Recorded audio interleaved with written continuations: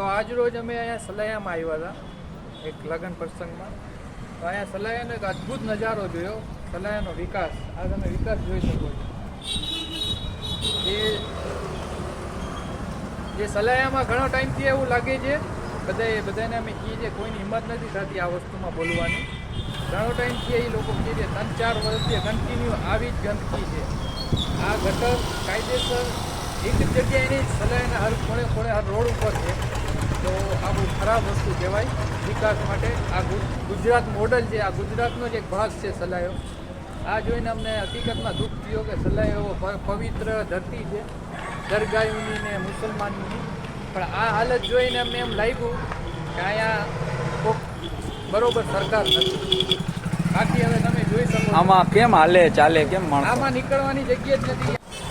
તો થોડોક જ બોલ. અહીંયાના માણસો બીજે ઉતારવા નથી માંગતા. એટલે ટૂંકમાં અવાજ નથી ઉપાડતા એમ કે આ ગંદકી ભલે રહી. ગંદકી વાળો તમે જોઈ શકો છો. કોક ફરિયાદ કરે, કમ્પ્લેન કરે તો થાય. ગંદકી વાળો અમને એમ લાગ્યું કે આવું વસ્તુ ના આવવી છે. આનાથી બીમારી થાય, આનાથી મચ્છર પેદા થાય. નીકળવું છે, અહીંયા ફસાઈ ગયા છે. આ ભાઈને નીકળે છે. એટલે આ અહીંયા મતદાન કરે છે, આ કરે છે, પણ સલાયા નગરપાલિકા કાંઈ ધ્યાન નથી આપતું. સલાયા નગરપાલિકા કાંઈ ધ્યાન નથી આપતું ને.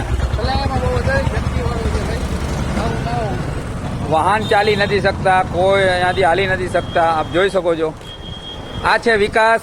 અને અહીંયા કોઈ પણની સરકાર હોય, ચાહે ભાજપની હોય, આમ આદમી પાર્ટીની હોય કે કોંગ્રેસની હોય, જેને મત આપે છે એ કામ કેમ નથી કરતા. આ એક અત્યારે મતદાન માટે જનતા પેદા થઈ છે, જનતાના કોઈ કામ નહીં થાય એવા ઘણા સવાલો ઊભા થઈ રહ્યા છે. દ્વારકાના દેવભૂમિકા જામ સલાયામાં બધી જ ઠેકાણે આવી ખરાબ પરિસ્થિતિ છે અને આમાં બીમારી ફેલાશે. તેનો જિમ્મેદાર સલાયા નગરપાલિકા અને આની લગત જે પણ અધિકારી આવતા હોય એ બધા જ રહેશે.